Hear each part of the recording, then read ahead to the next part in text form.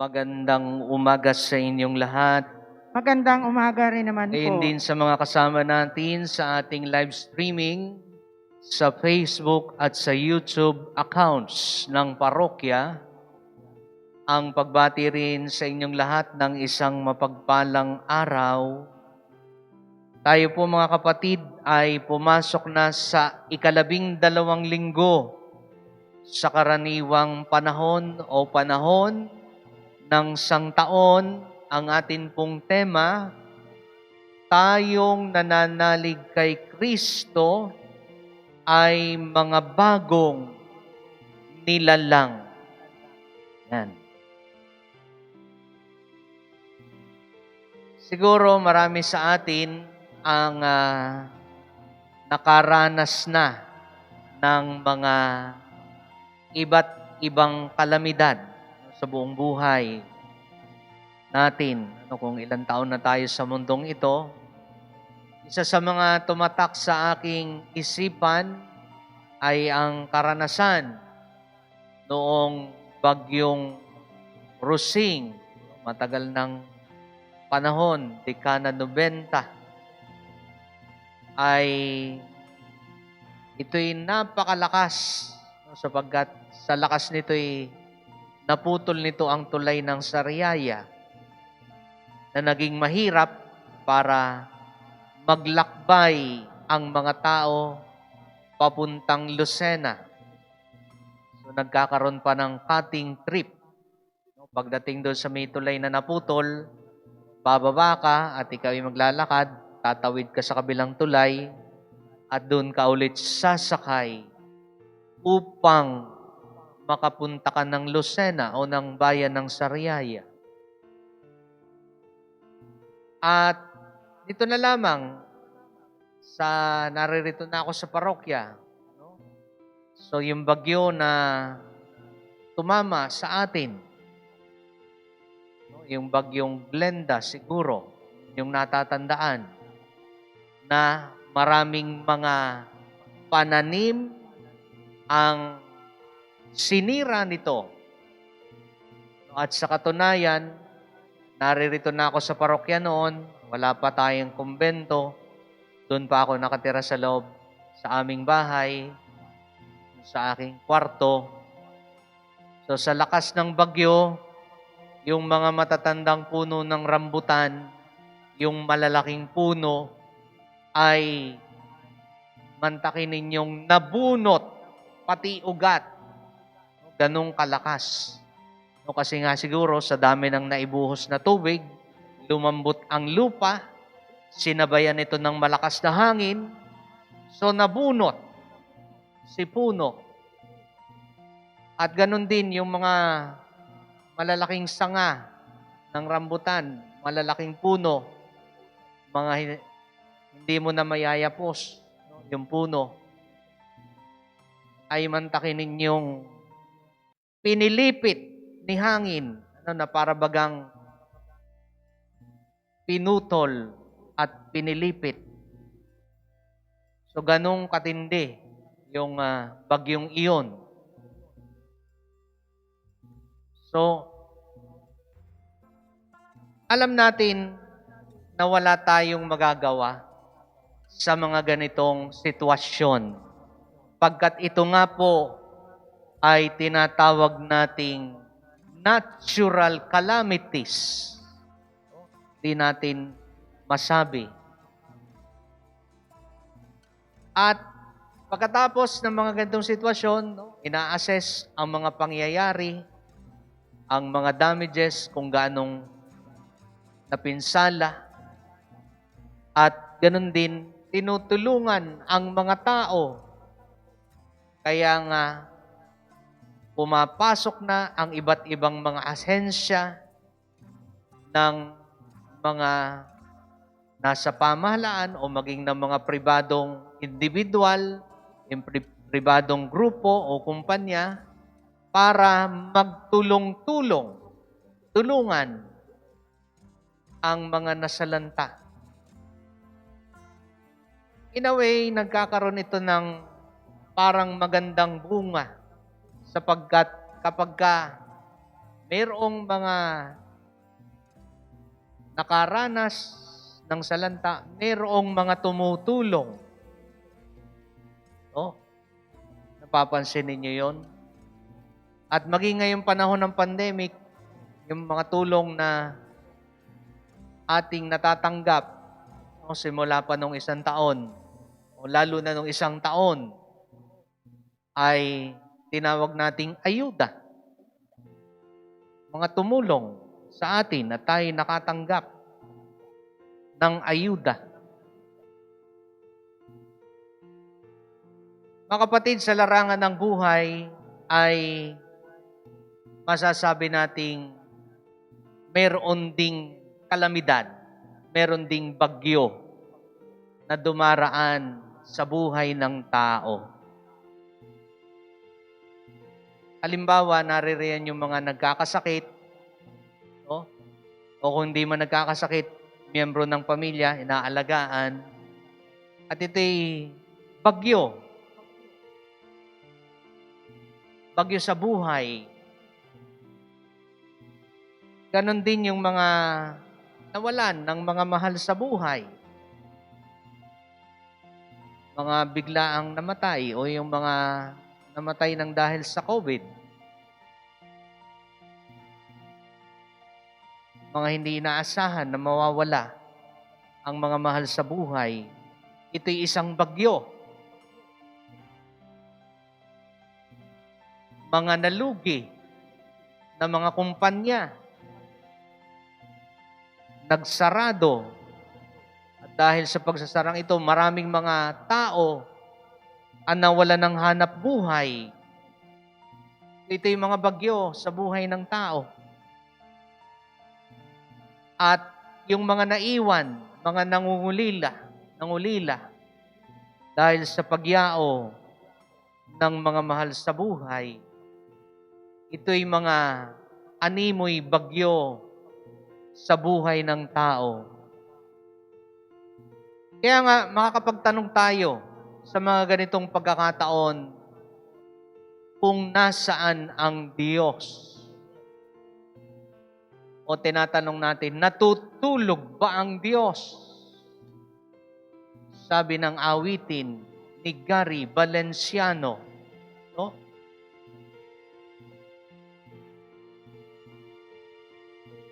So sabi pa ng awitin na ito, ang buhay mo ay mayroong halaga sa Kanya.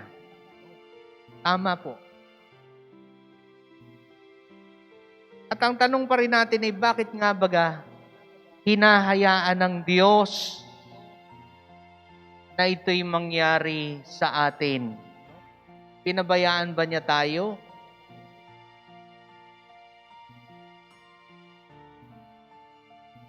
Yan ay tanong ng mga ordinaryong tao o tanong natin sa ating sarili.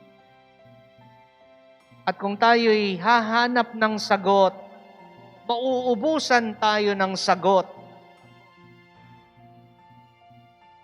At mauuwi lamang ito sa kawalan ng pag-asa. At maaring mauwi pa ito sa pagkawala sa wisyo. At ayaw natin itong mangyayari.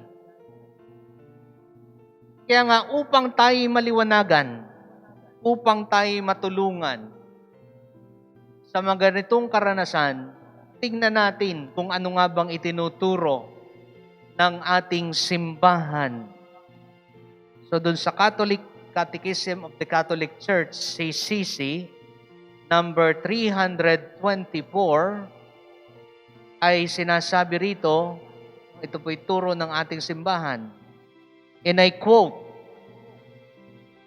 "The fact that God permits physical and even moral evil is a mystery that God illuminates by His Son, Jesus Christ, who died and rose to vanquish evil. Faith gives us the certainty that God would not permit an evil if He did not cause a good to come from that very evil, by ways that we shall fully know only in eternal life. End of quote. So maliwanag po, no, ang turo sa atin ng simbahan, no? Na ito po ay pinakita sa atin ng Panginoon, ano? Namatay at muling nabuhay upang sugpuin ang kasamaan, ang kadiliman. At sa kabila nga ng mga physical at moral evil, there is something good that follows, that comes out. No? Kagaya nga po, so may kalamidad, pero later on, may mga tutulong naman. No? So binibigyan tayo ng Diyos, una, ng wisdom, karunungan. No? Na tayo hindi kaagad-agad nagpapadalos-dalos, hindi kaagad-agad nadadala ng ating damdamin, no? Sa mga ganitong sitwasyon, tayo'y binibigyan ng karunungan na maunawaan ang mga pangyayari, lalo tigit ang mga hindi natin lubos na maunawaan. Ikalwa, binibigyan tayo ng Diyos ng courage. No? Binibigyan tayo ng lakas para magpatuloy, no, sa buhay. Binibigyan din tayo ng Diyos ng joy, kaligayahan, sa kabila ng mga pagdurusa at pagdadalamhati. No? Di lahat ay puro kahirapan, puro kalungkutan. May kaligayahan na ibinibigay ang Diyos. At ganon din, binibigyan tayo ng Diyos ng inner balance of spiritual maturity, na dahil sa ating paglapit sa Kanya, sa ating pananalangin, nagkakaroon tayo ng bunga, konkretong bunga ng ating pananalangin, na hindi lang tayo basta makapagdasal na lamang, bagkos nakikita natin yung ating spiritual maturity sa buhay, no?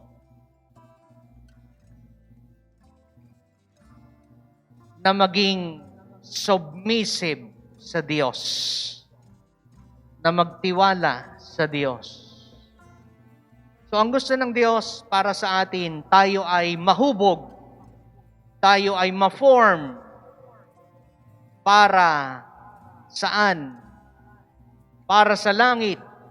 Yan ang gusto ng Diyos. Kaya pinararanas niya sa atin ang mga hirap at sakit sa buhay.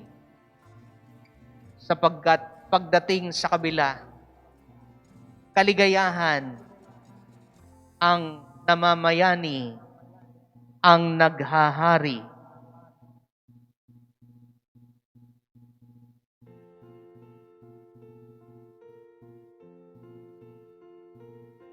Kaya nga, ang kailangan natin, mga kapatid, ay magtiwala tayo sa Panginoong Diyos. Hindi sa sarili. Hindi sa ating kakayanan, sapagkat hindi tayo ang makapangyarihan. Siya ang makapangyarihan sa lahat.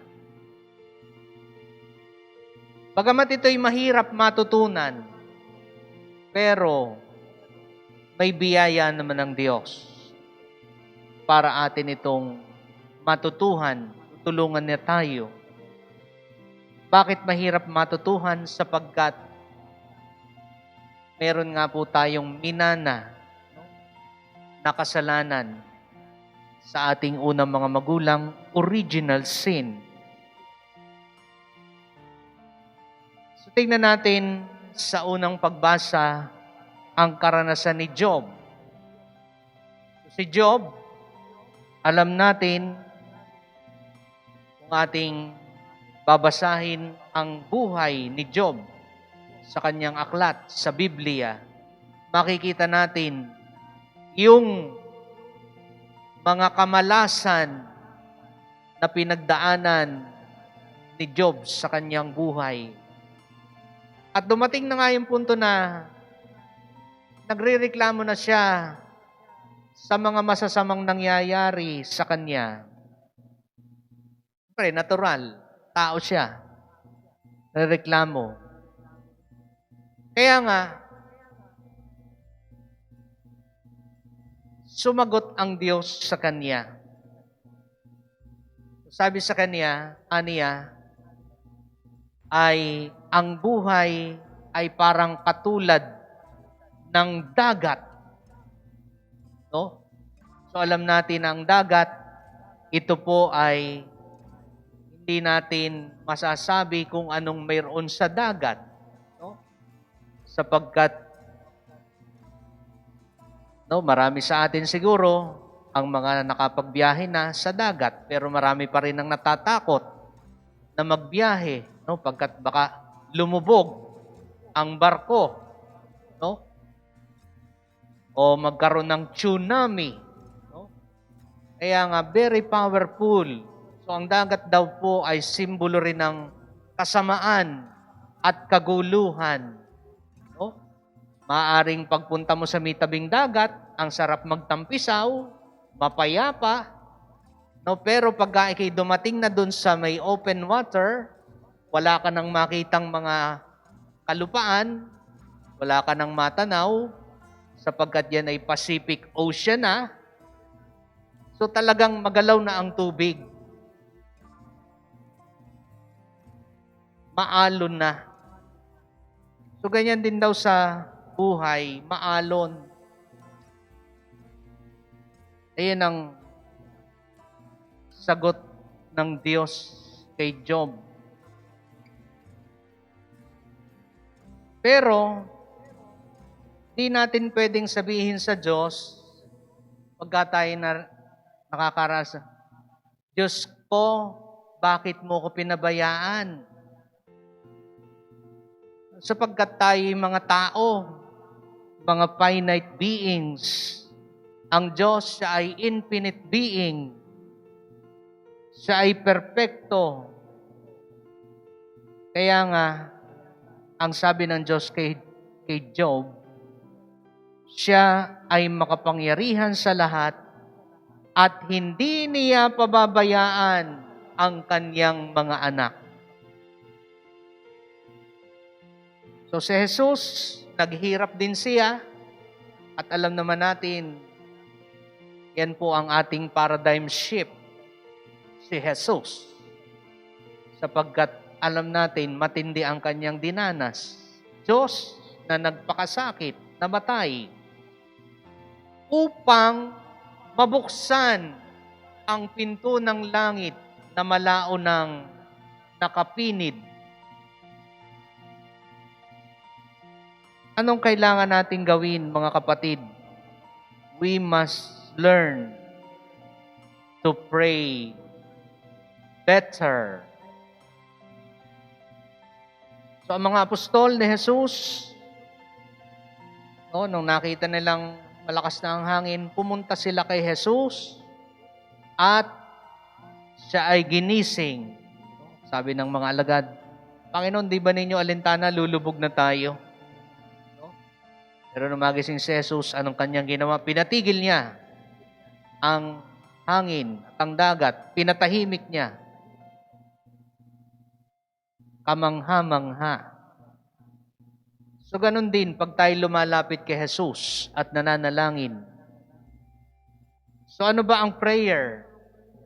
So ang prayer, halimbawa, ang isang tao gusto niyang pumunta sa gym, yung mga gustong magpapayat, magpaganda ng katawan, nagbubuhat ng mga barbell, tumatakbo para gumanda ang katawan, mamayat, gumaan ang timbang, etc. No? So yung gym ay nakapagpapaganda physically, no? So ganun din ang prayer, no? Nakapagpapalakas, nakapagpapasigla. So mga kapatid, hilingin natin na si Jesus ang maging lakas natin sa kabila ng mga bagyo at unos sa ating buhay.